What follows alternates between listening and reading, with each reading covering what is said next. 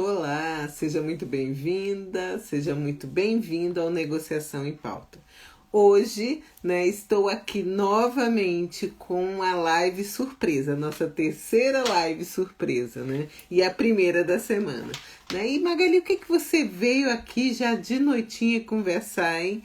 Eu vim conversar hoje sobre Magali, ter muito orgulho de ser uma advogada, mediadora, gestora de conflitos, conciliadora, Eu tenho muito orgulho disso e por isso eu vim aqui falar um pouquinho com vocês hoje nessa live surpresa. Espero que o Instagram pelo menos deixe eu falar uns 25 minutos, Boa noite, Já falei, Sejam muito bem-vindos, sejam muito bem-vindas ao Negociação em Pauta, E a nossa live surpresas. Eu tenho feito desde a semana passada essa novidade das lives surpresas, sem chamar, sem marcar, por causa da internet, A instabilidade da internet fez eu tomar essa decisão.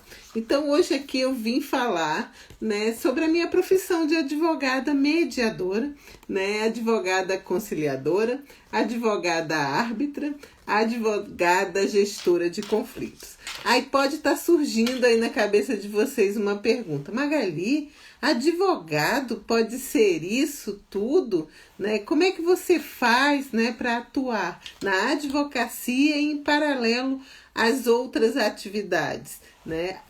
Eu já vim comentando isso, que no ano passado a gente teve um provimento de número 196, de 2020, do Conselho Federal, da OAB Nacional, que ele fez a previsão dos métodos da conciliação, da mediação e da arbitragem como atividades advocatícias.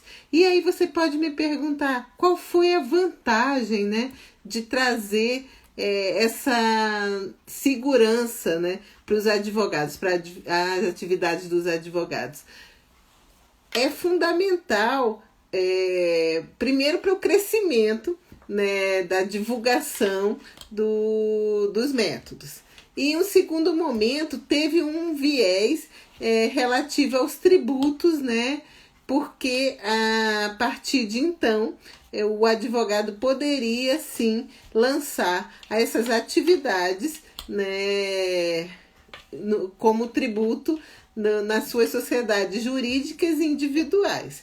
E aí isso é muito interessante porque a gente paga menos tributo, Então teve esses dois viés, mas aí eu venho falar com vocês que o viés mais significativo que eu enxergo é realmente o da divulgação dos métodos.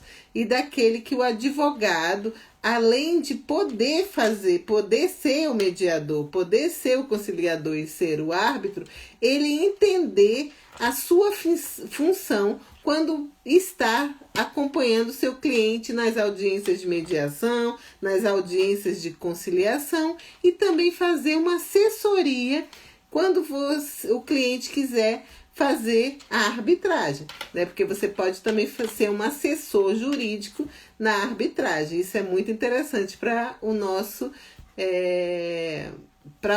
mercado, para a nossa atuação no mercado. E aí eu escrevi algumas coisinhas assim. Você pode também estar perguntando assim: Magali, mas isso é uma novidade, Utilizar os métodos, esse anseio da utilização de um método mais rápido, mais célere, sem tanta burocracia, sem, vamos dizer assim, sem demandar o judiciário, é recente? Não, No mundo, começou essa discussão lá na década de 70, lá quando eu nasci, Não vou falar a minha idade, mas tem mais de 50 anos, Então, foi lá a minha idade, mas foi em 1976, com a inclusão da ideia da justiça multiportas nos Estados Unidos, é que partiu essa, vamos dizer assim, essa célula, né, essa semente, né, dos métodos alternativos ou adequados de resolução de conflitos que existem hoje. Então, podemos reportar essa linha do tempo para esses fatos, né?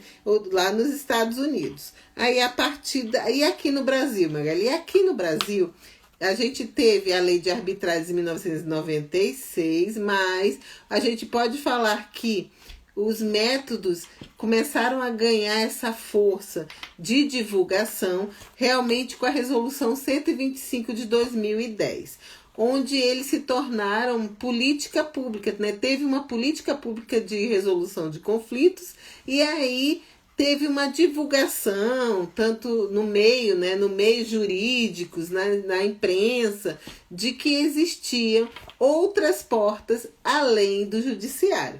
E aí foi muito legal isso, é muito legal a gente entender que desde 2010 acontece esse movimento, né, que eu tanto me orgulho fazer parte, né, não em 2010, mas lá em 2015, 16, 17, 18, eu comecei a ver, né, vislumbrar uma forma diferente de advocacia, né, que é a advocacia que eu prego hoje, que é a advocacia humanizada, né? Então, e também tivemos outros marcos, né, jurídicos, como a nosso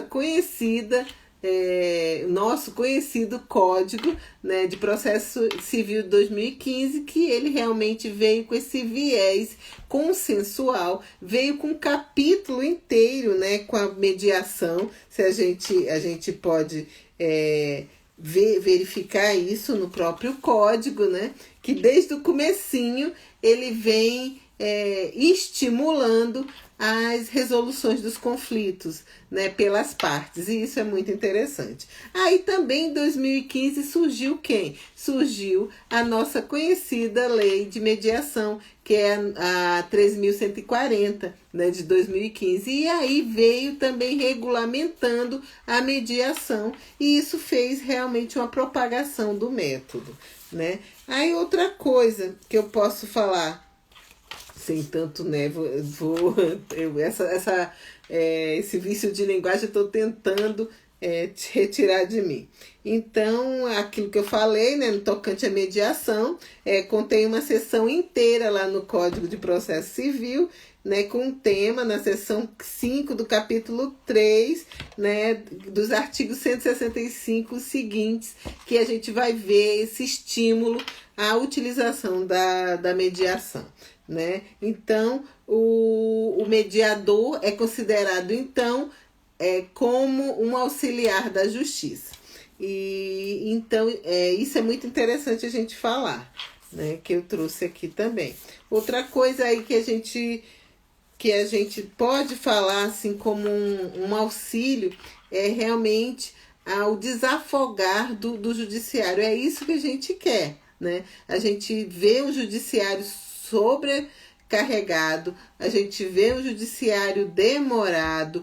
Eu falo para vocês que tem já audiências minhas que estão sendo marcadas para 2022, os clientes trabalhistas, na maioria deles, eles ficam desesperados, porque, doutora, até 2022 eu tenho que esperar realmente. Eu tenho audiências marcadas para março de 2022. E isso, você passar para o cliente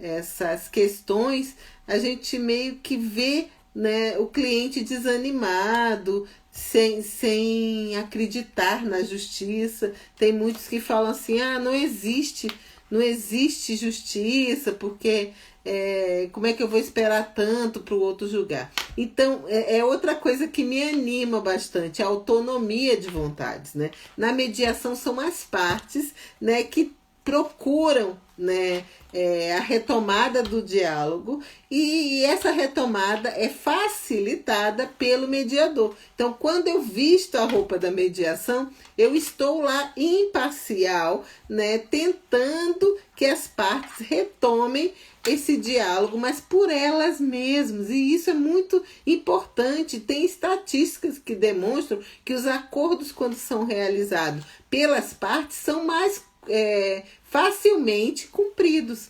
Então, isso não é uma coisa legal? Para mim, isso é fantástico, porque você tirar a decisão de uma questão sua, né, da mão de um terceiro, que é o juiz, e você mesmo tomar essa decisão, e você mesmo fazer a resolução dos seus conflitos através das negociações, né? Estamos no Negociação em Pauta, então não poderia deixar de falar das negociações que estão inerentes nas mediações, por exemplo, né? Existe um momento da mediação que utilizamos a negociação, que é sentar à mesa e conversar, nada mais do que isso. E aí vamos retomar lá para o provimento 196 de 2020. Agora temos o reconhecimento da mediação, da conciliação e da arbitragem como atividades advocatícias. E o que isso facilita a nossa vida? Lógico que facilita, porque a gente precisa que esses métodos sejam propagados, né, utilizados, e principalmente daqui a uns anos estejam desvinculados da justiça. Hoje em dia não. Hoje em dia a gente tem esse vínculo que eu falo para vocês que é necessário, né, a partir principalmente de 2010, com a resolução 125, foi necessária a criação dos SEJUSC, né, dos SEJUSCs, dos NUPMECs, para poder ter essa política, né, de implantação, política jurídica, né, política judiciária de implantação, mas com o tempo, a expectativa dos jurisdicionados, né, é que os métodos saiam de dentro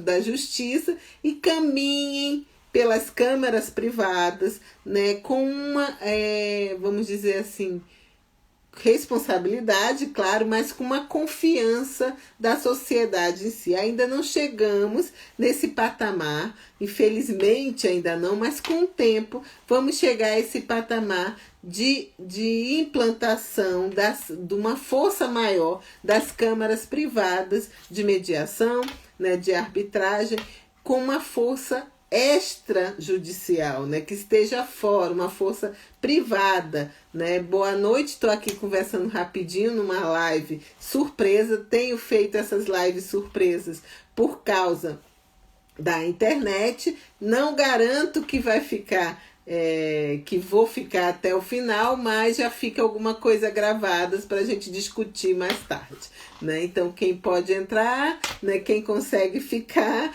mas esse vídeo vai ficar gravado ao final, e aí depois a gente pode bater muito papo sobre os métodos, sobre o que eu vim falar aqui hoje, que é advogada mediadora com muito orgulho, com muito amor. Eu utilizo a mediação não só como atividade profissional da mediação em si, como mediadora, como eu utilizo as técnicas, né?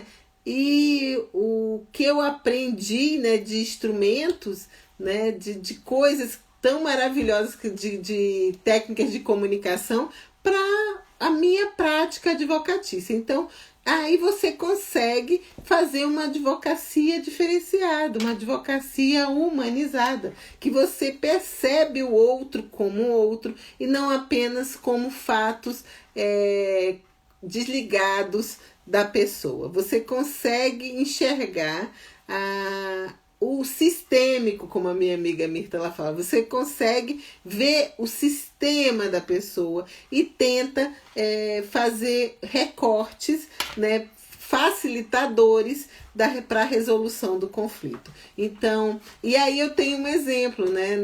Faz 2 semanas, eu tenho até que ver se o acordo foi homologado, que eu participei de uma audiência trabalhista, estava pela empresa e a gente chegou a um acordo, né? E aí no momento você pode pensar assim, poxa Magali, não, mas a empresa pagou o funcionário, ela não deve mais nada, era um zelador, né? Aí você vê e coloca no lugar do outro, não.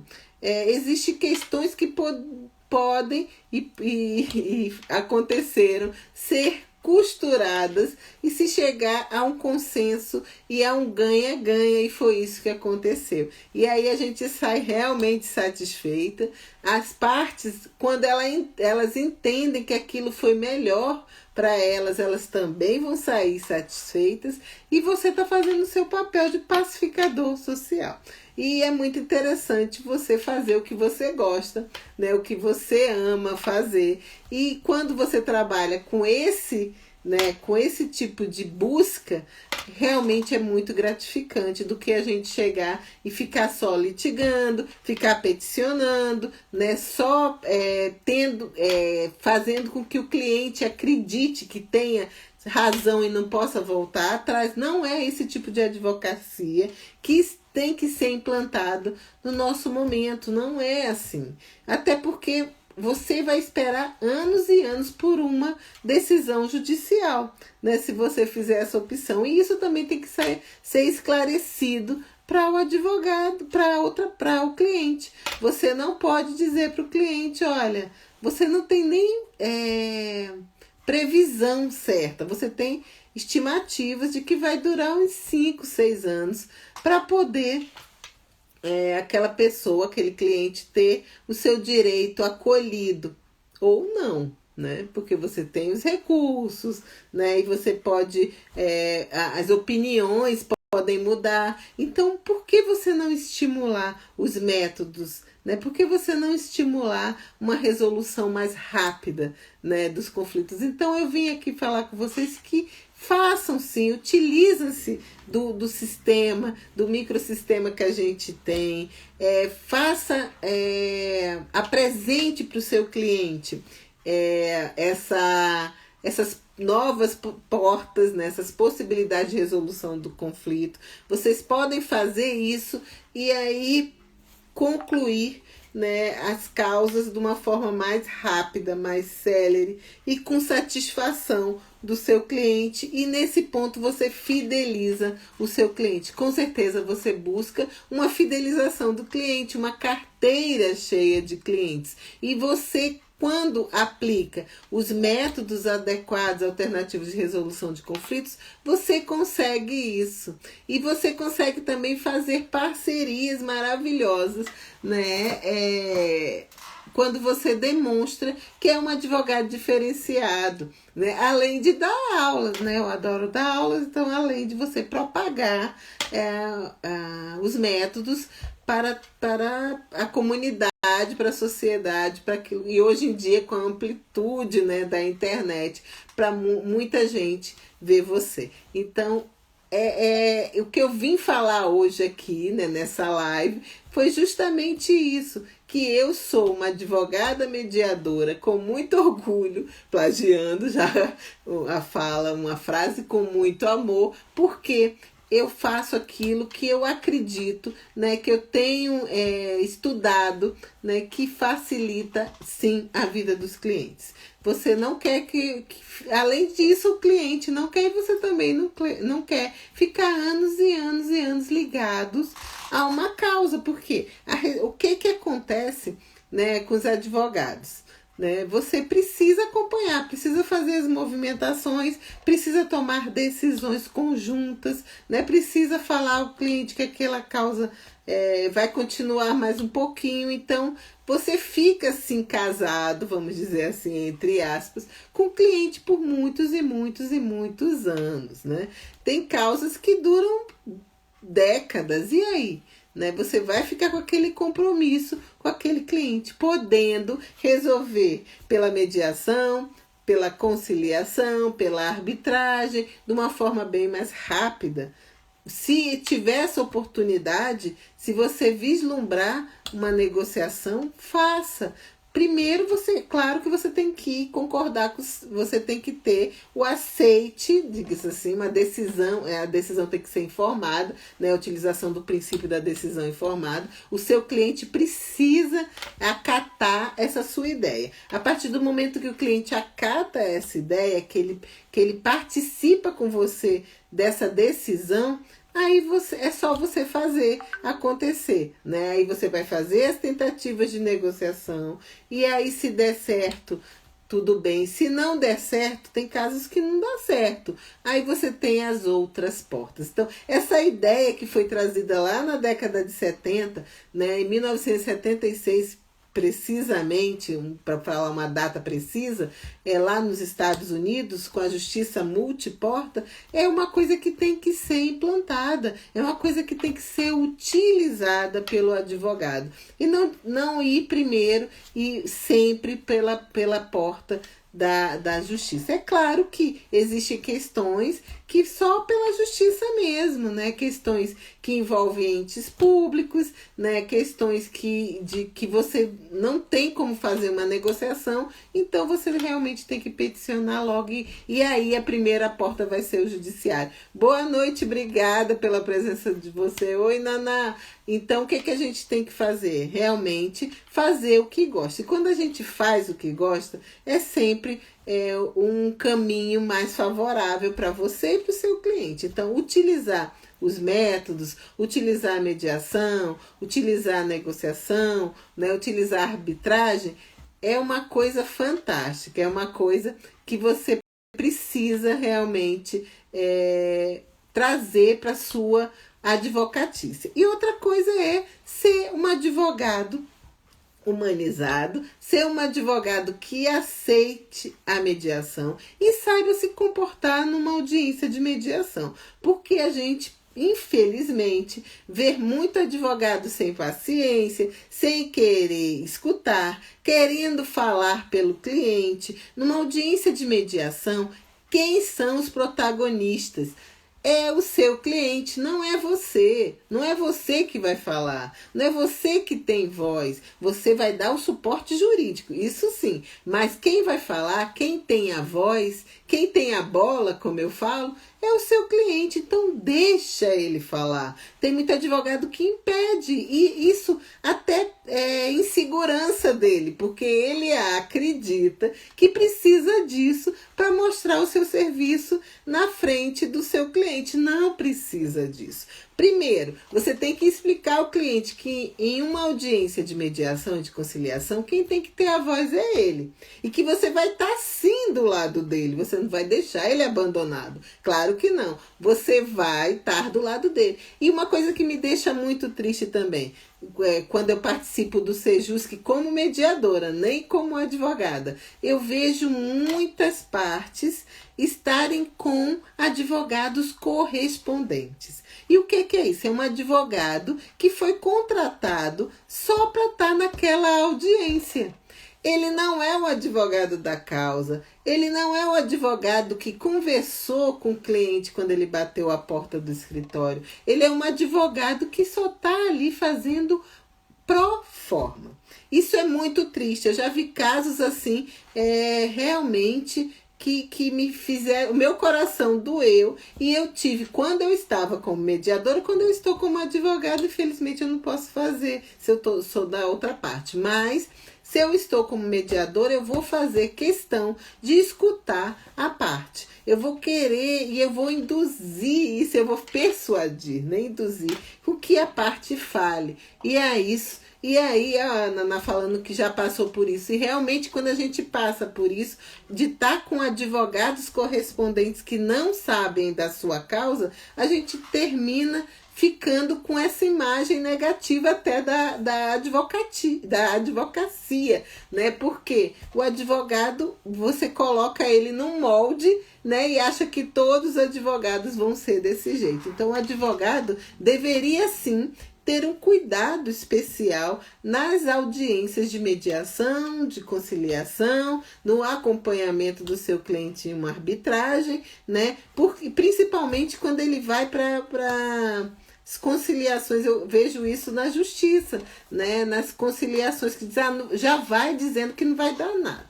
Aqui não vai dar em nada, a empresa não vai trazer proposta, então vai sempre parar. Isso é muito ruim, e é uma pessoa que não sabe. Eu já peguei, quando eu fui mediadora, que eu perguntei para a advogada, aí, doutora, que o cliente estava muito tímido, e ela não sabia falar a causa do cliente. Isso é vergonhoso, né? Porque o advogado precisa saber a causa do seu cliente, os fatos do seu cliente, mas ele não pode querer ter o fato para si, mas ele precisa saber contar a historinha também, até para poder, se o cliente esquecer alguma coisa, você fazer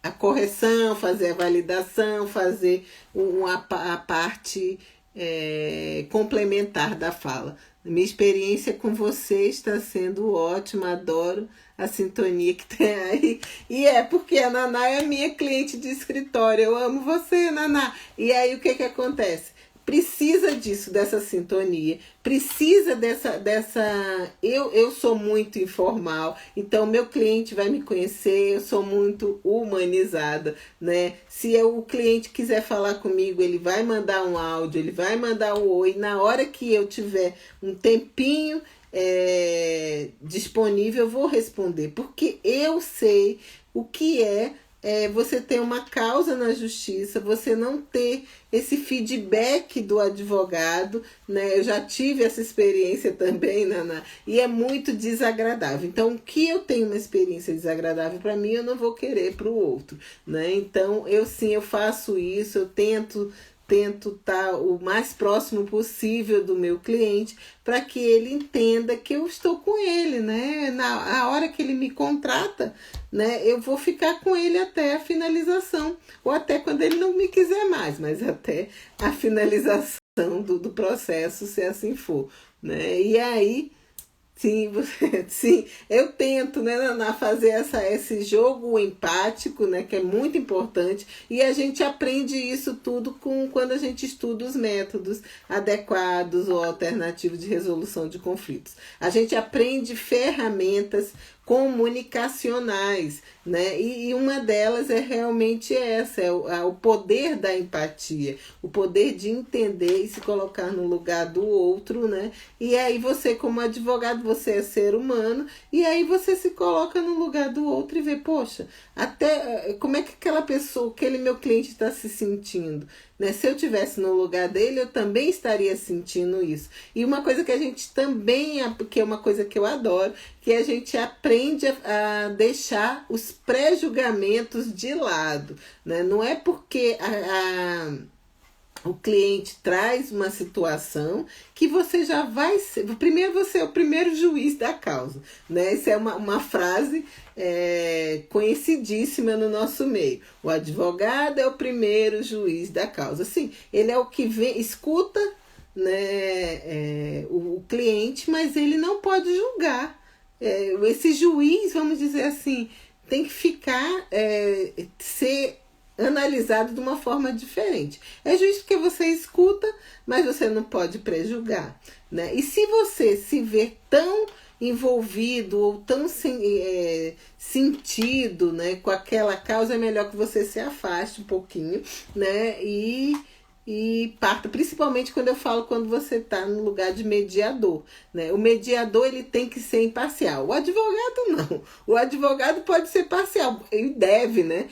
Se eu sou a advogada da Naná, eu vou lutar por ela, né? E aí eu sou parcial, eu tô com ela, né? Mas o mediador não. O mediador, ele tem que ser imparcial. Ele não pode pender a balança para nenhum lado específico. Então, se o mediador, na hora que a parte está lá, né, falando a causa, o fato dela, né, o que aconteceu, o seu conflito, e aí você perceber que aquele conflito tem a ver com algum conflito que você também já teve, que te magoou, que você ainda não elaborou com tanta destreza, aí eu falo e falo mesmo, falo para os meus alunos, falo pelos meus clientes, você tem que se afastar. Então, o mediador também tem que ter esse cuidado.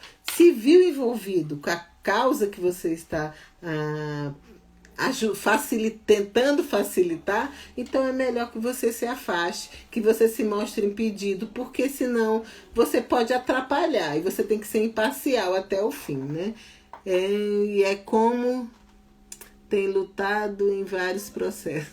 Sim, isso é o meu trabalho, como você fala. O advogado, ele estuda para realmente lutar, vamos dizer, usar essa palavra da Naná, lutar, né? Só que a advocacia hoje, né, deve ser mais humanizada. E esse mais humanizado, com busca da celeridade, quer dizer que você também tem que guiar o seu cliente para falar que, olha, tem casos que você vai ter que ceder também. Você imagina que vai ganhar tanto, mas a outra parte não tem dinheiro para te pagar aquele tanto e ela pode pagar menos. E aí?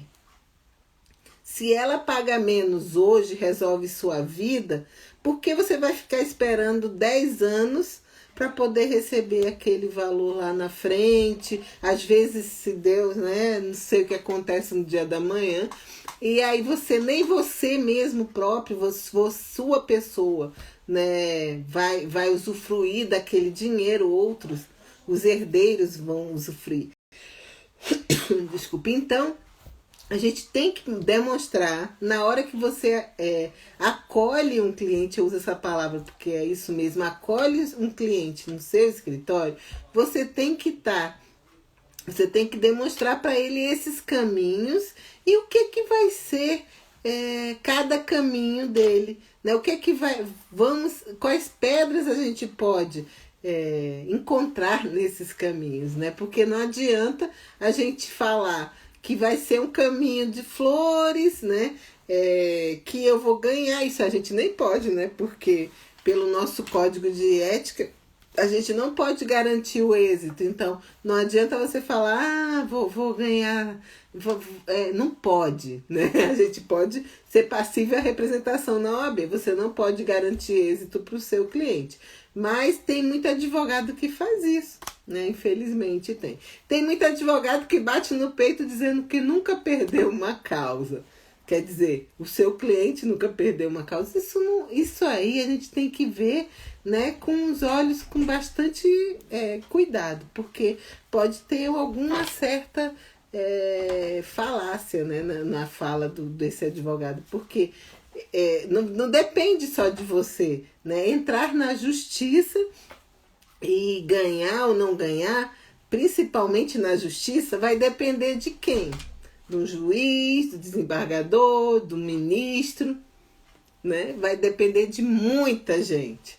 E não é você, advogado, que vai fazer milagre, né? O que é que você faz? Realmente você tem que andar pelo caminho buscando as melhores alternativas para a resolução daqueles conflitos, né? Quando está na justiça, com as melhores fundamentações, com as jurisprudências, e aí sim, brigar, entre aspas, pelo seu cliente quando está dentro da justiça, é isso que você faz. Os despachos, hoje em dia pela internet mesmo, as audiências, e aí você fazer essa busca, né, pela jurisprudência favorável, você fazer esse suporte, mas você não pode falar para o seu cliente, isso aqui é ganho de causa. Meu Deus do céu, né? Que irresponsabilidade, porque você está lidando com os conflitos dos outros, alheios, e você não pode fazer isso. Você tem que realmente falar para ele, olha, existem caminhos possíveis para você chegar ao êxito, para chegarmos ao êxito, mas pode ser que um juiz entenda de outra forma. Existem decisões que estão sendo julgadas de um jeito e de repente, são julgadas de outro, olha só. Se você não informa isso, você não usa o princípio da decisão informada com o seu cliente, você vai ser taxado de um mau advogado, de um advogado picareta, de um advogado que promete e não cumpre. Isso é muito ruim. Então tem que ter realmente esse cuidado, né, de falar para o cliente que os caminhos são tortuosos. E quando chega lá no final e é uma vitória, a vitória de todos, a vitória dele, né? Que tinha o ganho de causa, a vitória sua, porque você não desistiu, né? Eu não costumo, graças a Deus, desistir dos meus clientes. Eu procuro estar com eles até o final para poder a gente chegar, construir um caminho de solução favorável para ele, porque se ele ganha, eu ganho também. Então, né?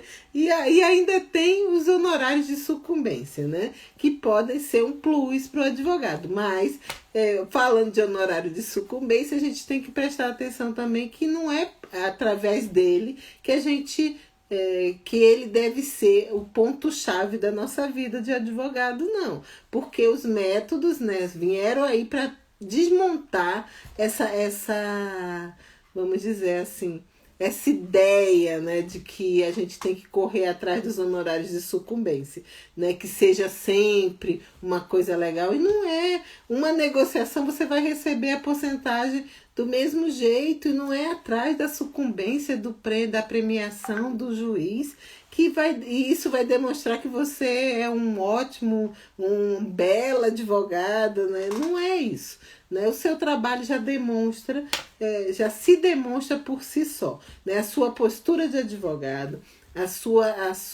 o seu linguajar, o seu tratar com o seu cliente já faz isso por si só.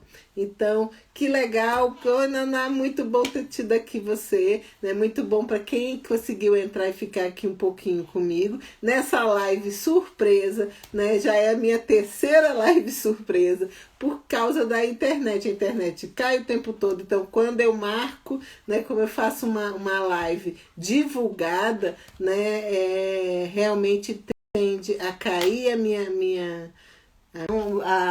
o vídeo vai ficar gravado, né? E aí vocês que tendo dúvida é só me procurar. Naná, você sabe onde me achar. Então, obrigada, beijo para todos e até uma nova oportunidade. Outra live surpresa, né? Tchau, tchau.